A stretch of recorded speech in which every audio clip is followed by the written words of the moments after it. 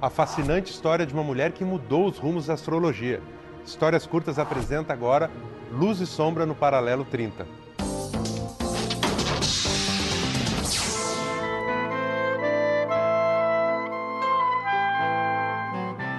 Eu via na Dona Emi uma mestra, e ela não gostava que a chamasse de mestra.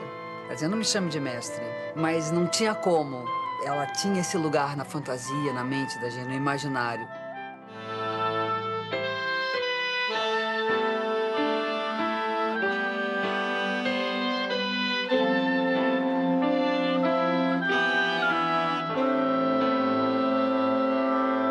O que se falava do Paralelo 30 é que ele era, por declinação, né, o oposto do Paralelo 30 Norte, que passa exatamente sobre o Cairo, sobre o Egito. E indo para a América Central, onde também há pirâmides e há forças espirituais muito poderosas. Consequentemente, teria como se fosse um espelho das grandes civilizações do passado.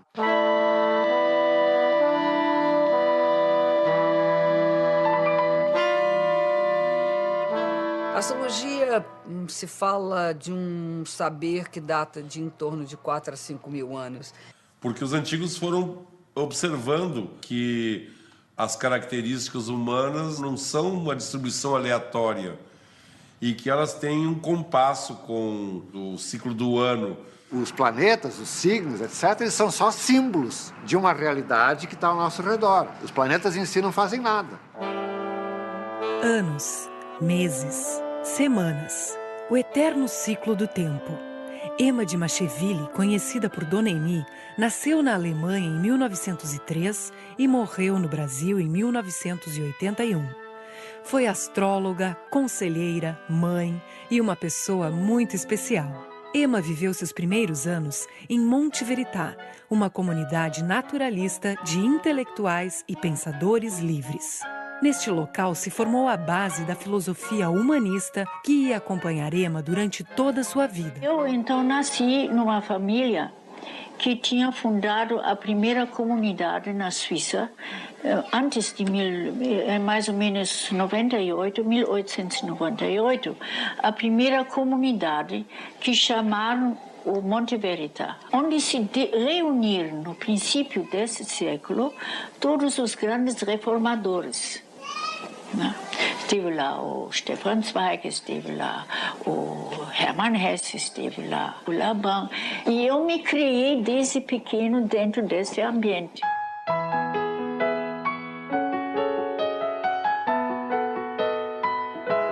Numa época de extrema efervescência, né? Extrema efervescência intelectual na Europa, pré-Revolução Russa, pré-Primeira Guerra Mundial. Eram tempos agitados. Primeira Guerra Mundial, Revolução Russa, a Europa fervilhava. Por volta de 1916, a comunidade original do Monte Verità se desmembra e a América do Sul vira uma rota para os imigrantes em busca do sonho de um mundo novo. Emma conhece em Curitiba seu futuro esposo, o francês Albert Raymond Costet de Macheville, conhecido como Cedayor. Era 1924 e ela tinha 22 anos de idade. Desde muito jovem ele tinha uma certa paranormalidade e ele com 18 anos já participava de um grupo de pesquisa espiritualista, mediúnica, na França, né? E ele então teve acesso à astrologia. Tanto de discípula quanto de mulher, né? Houve uma relação muito intensa e muito forte entre os dois, né? Ele procurava uma moça que no fim desse século, quando virão as transformações, soubesse ensinar aquilo que ele não poderia mais ensinar no fim desse século. Ele era representante de um movimento chamado martinismo. Aí um dos adeptos do martinismo aqui no Rio Grande do Sul convidou-os para vir para Porto Alegre. Ele em seguida faleceu e aí ela começou esse trabalho de astrologia profissionalmente. Tem uma lenda, né? Reza a lenda que quando, assim, no início dos anos 70, chegaram os primeiros bichos grilos lá, cabeludos, barbudos, assim, entraram lá para ter uma aula de astrologia. Ela chegou, olhou para eles, aquele jeitão dela, assim, disse: pô, finalmente vocês chegaram, estou esperando vocês há 50 anos. Ela dizia que o Cédaior, o Albert, tinha previsto a chegada dessa galera. A galera que ia se alimentar apenas de frutas, vegetais. Cabelos compridos, ia se comunicar pela música. Então tinha ecos, né, do Monte Verità, né? E os anos 70, com certeza, trouxeram para ela memórias muito fortes da infância. Tu vê aqui nessa fotografia que eles naquele tempo usaram os hábitos, os vestidos, a maneira que vocês estão usando agora. Ela falava que ela era a avó dos hippies, né? No sentido de crescimento pessoal, de autoconhecimento, de consciência universal, de coletivo, tudo isso ela semeava isso lá atrás, né? Imagina, hoje as pessoas falam, né? Mas ela falava lá atrás, há 20 anos atrás, 30 anos atrás. A maneira mesmo que ela ensinava não era uma maneira comum. Ela nos fazia compreender a astrologia. A gente escrevia diários, por exemplo, e relatava as coisas que aconteciam com a gente, os sonhos, as impressões que a gente tinha. Depois a gente calculava os trânsitos e as progressões planetárias, ia ver como é que a gente tinha se comportado, o que tinha acontecido, e a gente começava a se interpretar a partir disso. Então, a astrologia, na verdade, era um conhecimento. A pessoa acabava se conhecendo melhor. E muita gente acabava achando, né, nortes, né, no sentido de resolver problemas, né? Isso ela fazia tanto na sua atividade de professora de astrologia, como astróloga que interpretava os mapas dos seus clientes. É incrível, porque a sensação que a gente tinha, quando íamos vê-la, que nós saíamos de lá uma outra pessoa. Sabe quando dá aquele... nos desenhos, né, que dá um plim, assim, te acende mais uma luz. A sensação que eu tive é que ela me acendeu uma luz dentro da minha cabeça. Emma calculou e interpretou em vida cerca de 10.000 horóscopos, com seu vigoroso pensamento. Eram experiências diárias que lhe fizeram chegar ao conceito de luz e sombra, um legado de Emma para a astrologia mundial. Se o Criador é perfeito, a criação dele é perfeita também. Mas ele não criou a perfeição, ele criou o perfeito aperfeiçoamento. Então, para compreender isto, eu fiz um desenho onde eu escrevia as qualidades de cada signo, e aí me dei conta que a qualidade de um signo carece da qualidade do signo oposto. Ela nos dizia que um signo não tem um lado positivo ou negativo. O excesso daquela força devia ser contrabalançada com a ausência ou com a sombra do seu oposto. E isso é uma maneira totalmente diferente de fazer astrologia. O Sol está aqui, e aqui é a vibração que nós chamamos Áries. A Terra está aqui e recebe esta luz transmitida pelo Sol. Mas a Terra joga uma sombra sobre outro vermelho. Isso fica na luz e isso ficou na sombra. São fatores que não são tão visíveis, mas que estão presentes em nós e que precisam ser trabalhados na nossa personalidade. Em vez de dizer, seja menos agressivo por um ariano, procure dentro de você a qualidade e a potência diplomática. Isso muda tudo.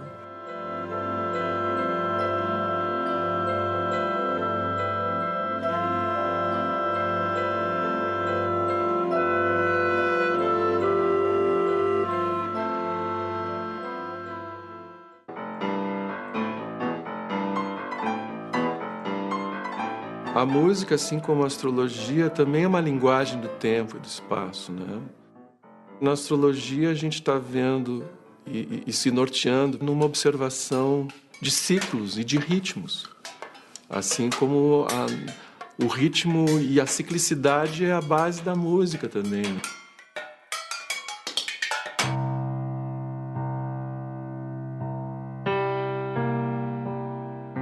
A Santa Ceia era o grande manual da EMI.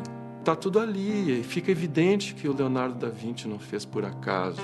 Era uma espécie de síntese do conhecimento astrológico da época. E Jesus diz aí, um de vocês aí vai me entregar. Aí cada um tem uma reação. Essa reação é que o Leonardo pinta. Então a reação do Ares é aquela de, mas que história é essa? São João, com as suas mãos entrelaçadas, a busca do equilíbrio. O touro com a ideia de que vão me atacar. O escorpião com um saquinho de dinheiro na mão, porque ele era o tesoureiro da turma. São Mateus representa bem ali a dualidade do signo de Gêmeos. Sagitário, com uma mão ele aponta para Cristo e a outra mão ele segura uma faca. O animal humano em busca do divino. O canceriano ali devoto. O capricorniano, espera aí, vamos botar a coisa em pratos limpos, vamos ver direitinho o que está acontecendo. O leão, ocupando o maior espaço possível. O aquariano, o que está acontecendo? O que ele disse? A dispersão, distraído. O virginiano do lado de Jesus dizendo, não disse? Dona Emi dizia que até diante de Cristo ele apontava o dedinho torto, criticando, mostrando a falha. E o pisciano, olhando o conjunto de toda a situação e é o único que tem os pés na luz. Então, a astrologia que se conhecia, o que tinha ficado residual do início do século XX, era uma astrologia que tinha muito a ideia de planetas e aspectos benéficos, maléficos. E a EMI reformulou isso completamente e abriu para essa perspectiva de ver a astrologia como um instrumento de conhecimento, de aperfeiçoamento da vida, das relações humanas. Hoje eu digo que a astrologia que se faz não é aquela astrologia que diz eu sou sensível porque eu sou peixes. Não, eu sou peixes porque eu sou sensível. Essa é a grande colaboração da Dona Emi na astrologia de hoje. Então, é uma mudança de foco, mudança de olhar. Me pega muito de surpresa o fato de que aqui na cidade de Porto Alegre ela não é muito reconhecida.